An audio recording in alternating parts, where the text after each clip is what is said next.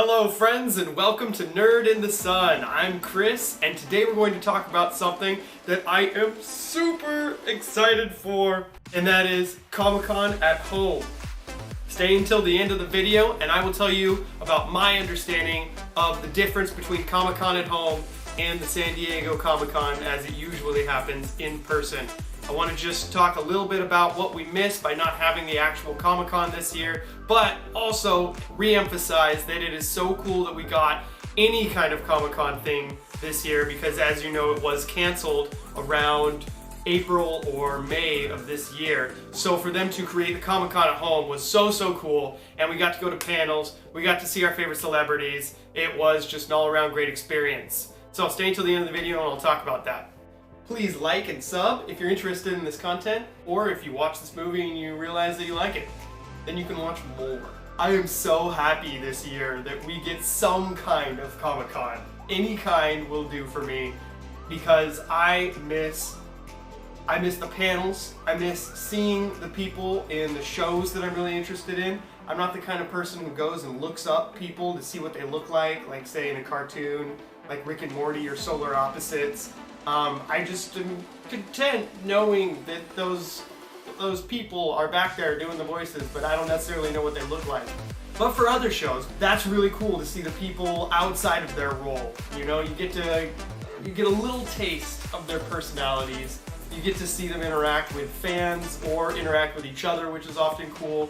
So I'm very excited to talk about some of the panels that I have seen so far.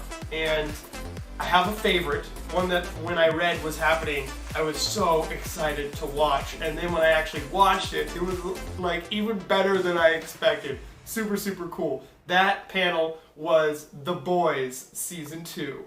I am so stoked to talk about that panel. I also saw the Solar Opposites panel. That was really great with Justin Roiland and all the people who make that show. I didn't know what they looked like, and I mean, except for Thomas Middleditch, who was in a lot of other things as well. He's great. But yeah, great to see everybody and hear them talk. I unexpectedly saw the New Mutants panel.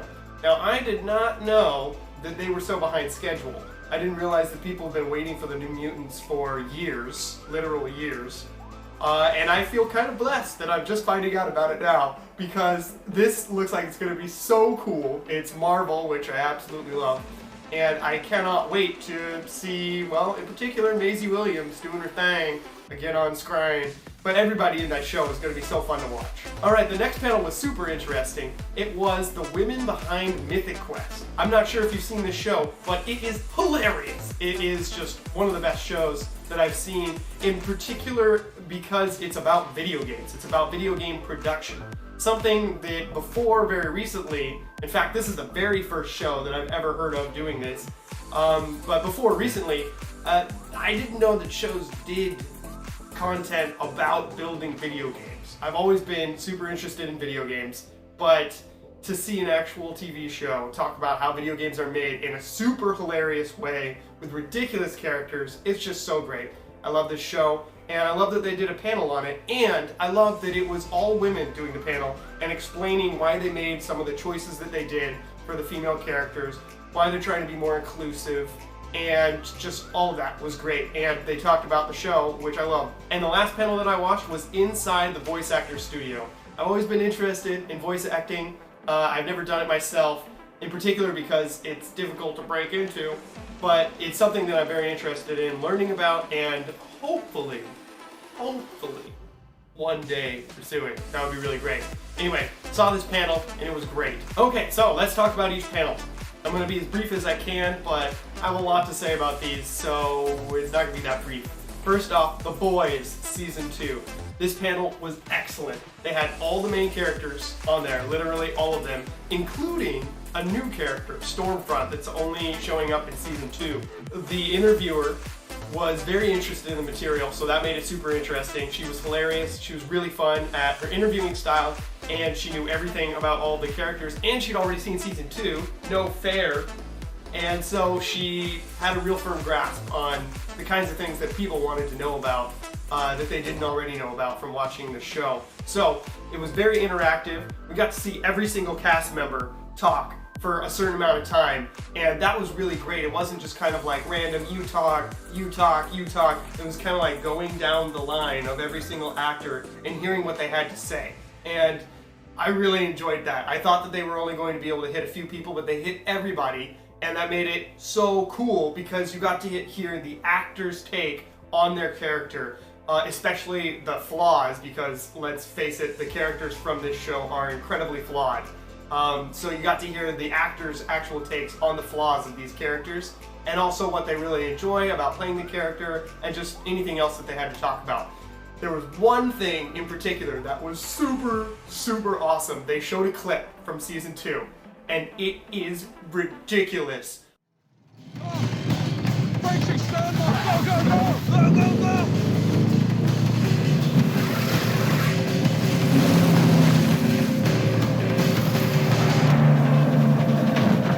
There! Head for the storm drain!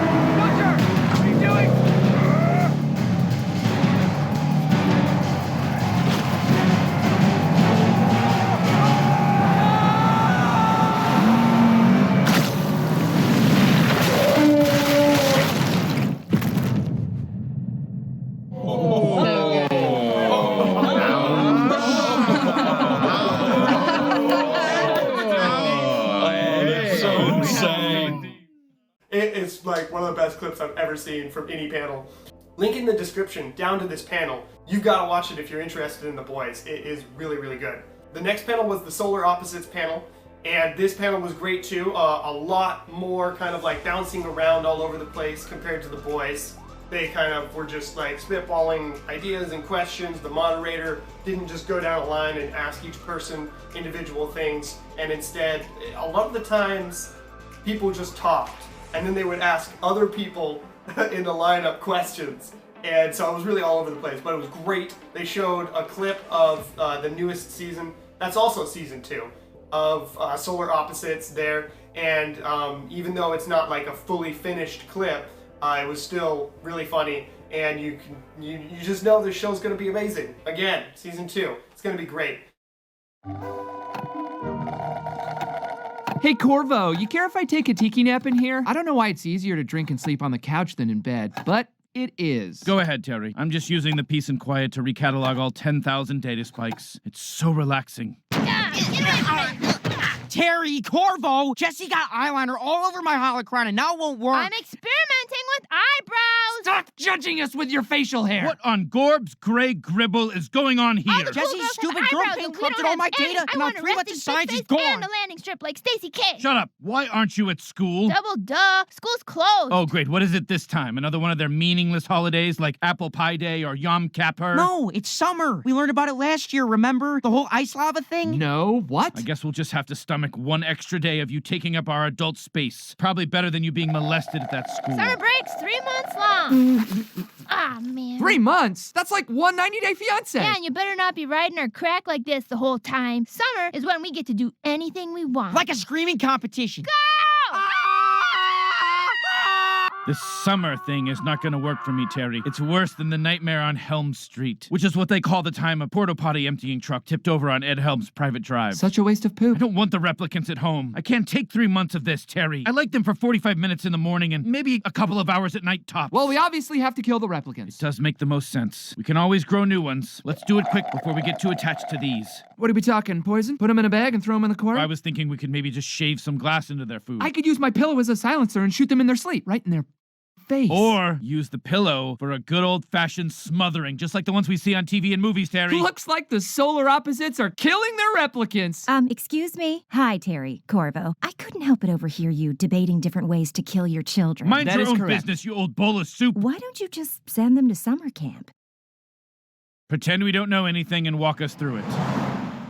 Thank God this camp thing came up. Jesse and I were just about to kill you guys. What? We were about to kill you guys too. That is so funny. Great minds think alike. Camp, camp, camp, camp, camp, camp. Hey, it's a camp thing.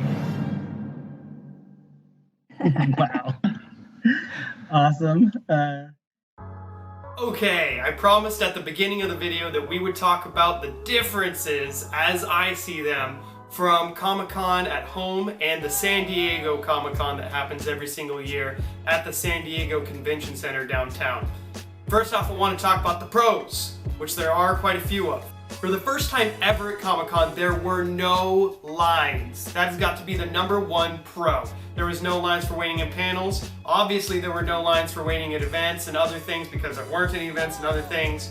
We'll talk more about that in the cons section. On top of that, everybody got to see the panels. Usually there's a maximum capacity for each room where the panels happen. And this year, obviously, no maximum capacity. Anyone on YouTube could see the panels, which meant that even people without badges got to see them. And that is huge. It's usually a big event trying to get into panels, especially the bigger ones, which are the ones that everybody want to see. You have to wait in line for a very, very long time, and not everybody gets in. You could wait in line for hours and hours and not get into the panel that you wanted to see. Sometimes for the really big ones in Hall H, you could wait for days, and like literally a day or more than a day waiting in line outside for the Friday panel on like Thursday night.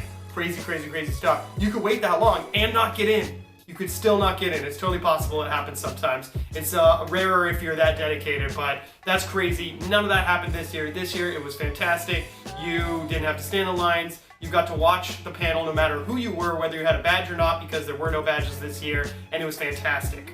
Okay, now let's talk about the cons of the at-home Comic-Con compared to the San Diego Comic-Con, and unfortunately there are quite a few of those as well. Obviously, first off, there's no people. Comic-Con is usually a huge thing, all dedicated to people and the people who create and the people who consume this nerd culture that we're so into. And with no actual Comic-Con, there are no people to meet and greet. There's no celebrities, there's no creators, there's no other nerds that are out there trying to find new stuff and just be a part of this world. That is a huge blow because of the pandemic, not able to combine forces into this omega super nerd group that is the Comic-Con. So that's super unfortunate. And that leads me to maybe the biggest thing that we're missing this year is just the transformation of downtown San Diego into nerddom heaven.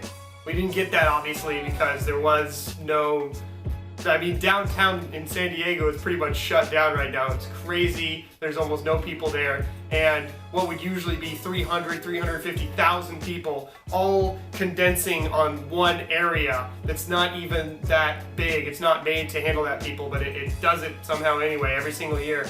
That just didn't happen. So you couldn't go to all the bars around the Gaslamp area in San Diego and meet other nerds. None of the waiters and waitresses were dressed as cosplay characters and things.